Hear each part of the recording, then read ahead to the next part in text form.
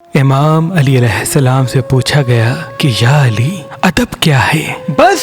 جیسے ہی یہ پوچھا گیا تو امام علی علیہ السلام نے فرمایا، اے شخص، ادب سیرت کی اس خوبصورتی کو کہتے ہیں جب انسان تکبر کے اوصاف کو اپنے قدموں پہ رکھے اللہ کی مخلوق کا احترام کرنے لگے۔ یاد رکھنا،